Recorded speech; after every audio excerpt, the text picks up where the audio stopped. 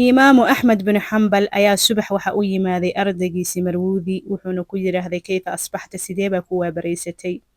قال وحيرا كيف أصبحت من ربي يدربه بأداء الفرائض والنبي يدربه بأداء سنته والملكان يدلبانه بتصحيح عمل والنفس يدلبه بهوائها وإبليس يدلبه بالفحشاء والملك الموت يدلبه بالقبض الروح والعيال يدلبونه بنفقتهم وحيرا سيديما كوا بريسان لها وحا كوا بريسا أيضو إلهي سبحانه وتعالى إيغا سوغي فرالكي nabiga calayhi salaatu wasalaam iga dalbaya sunnadiisii inaan la imaado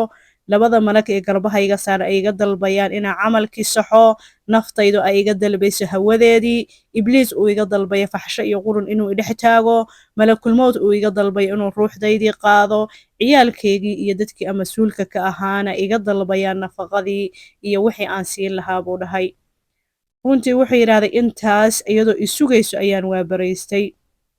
saasay ahaayeen walaalayaal dadka wanaagsanaa marka 7 shay ayuu imaamu axmed uu sheegay oo 7daa shay baa la subaxaystay buu dhahay 7daa waajibaadka ugu horeeya ilaahay waajibaad buu iga dalbay buu dhahay oo ilaahay wuxuu iga sugayaa waajibaadka inaan la imaado ilaahay subxaana wa tacaala walaalaha qaaliga ah waxna wuuna amray waxna wuu naga reebay wuu noo cadeeyay ilaahay subxaana wa tacaala ilaahay subxaana wa tacaala wuxuu leeyahay faman ihtadaa fainamaa yahtadii linafsih ومن ضل فإنما يدل عليها قفكي هنون نفسديسو هنوني قفكي دما نفسديسو كدوم وجيدا نبي عليه الصلاة والسلام وحي روحو يقدر البيا إنا سنتي سلا إماضو نبي عليه الصلاة والسلام وحي راذي فمن رقب عن سنتي فليس مني قفكي سنتي إذا كتشيستنا ما مد أهبو الله سبحانه وتعالى وحو لها لبضا ملق إكربها يقصاقا وحي سوغيا إنا عملكي صحو لبضا ملق إكو حسامين ولا لها قاريقا وناك هدالة تمادن وكو قريان xumaan haddaa la timaadeen way kuu qorayaan walaalaha qaaliga wuxuu dhaha naftii waxay wuxuu yidhaahday iga dalbaysaa hawadeedii ilaahay wuxuu leeyahay ina nafsa liamaaratin bisuu nafta xumaantay ku amraysaa waa inaa iska celiyo ibliiskii wuxuu yidhaahday iga dalbaya inaa fawaaxish iyo qurun la imaado ilaahay wuxuu dhahay shaydaanku cadowgu inuu yahay cadow ka yeesha malakamuudka wuxuu iga dalbayaa buu dhahay inuu naftaydii qaado in la dhimanayo waa in la ogaado lagu xisaabtamo walaalaha qaaliga ah wuxuu yidhaha waxaan ku xisaabtamayaa inaa dhimanayo